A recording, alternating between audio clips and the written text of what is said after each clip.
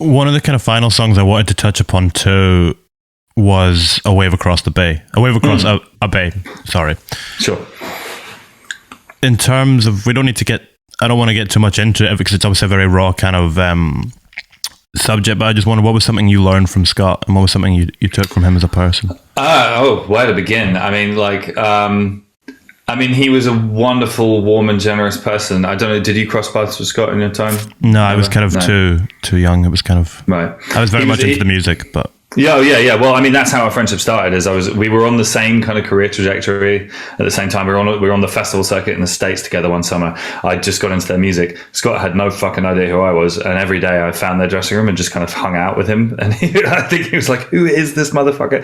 Until we became friends. The nature of our friendship was such that there's not that many people who do exactly what I do for a living. Do you know what I mean? And Scott was one of them.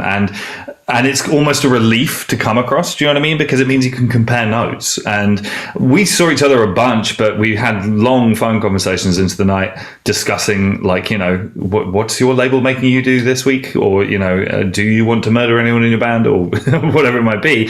And it was cathartic in a lot of ways. But musically, first of all, he's one of my favorite songwriters ever.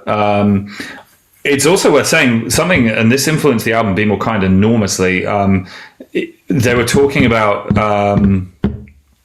pedestrian verse and about the way that one of the approaches Scott, I saw an interview, he mentioned this, and we talked about it together afterwards, but he was sort of saying that they kind of wrote the songs and then almost tried to cover them themselves, as it were.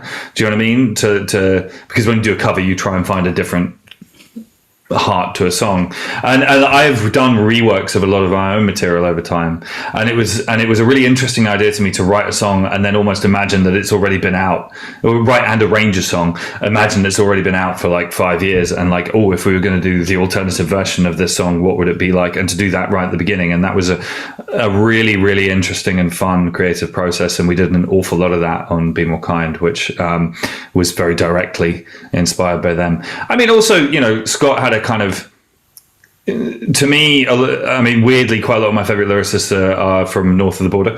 And Scott had something in common with Aidan Moffat for me from Arab Strap, who's one of my favorite writers ever, which is that there's a certain, and to a degree, I feel like you have to have a Scottish accent to pull this off perfectly. But there's this kind of raw brutality to the lyric that's so brutal, it's almost got a wink with it. Do you know what I mean? That kind of sardonic wit almost. Yeah, it's so fucking in your face that you almost have to laugh. You know what I mean? I think in Aidan Moffat is I got drunk and told you I was thinking about a test, and you laughed and said I'd fuck anything in a skirt once I'm a wreck. It's you hear that and you're like, did he just say that out loud so that other people could hear it? Holy shit. And Scott had legions of lyrics like that. I am armed with the purse and the will and a brick. Holy fucking shit. That is a lyric right there. God damn. And I think, broadly speaking, as a songwriter, it's funny whenever people ask a question about influences, there's a part of me that feels I'm sort of supposed to say Neil Young, and sort of old classic. And I'm a huge Neil Young fan, but an awful lot of my influences are much more current than that.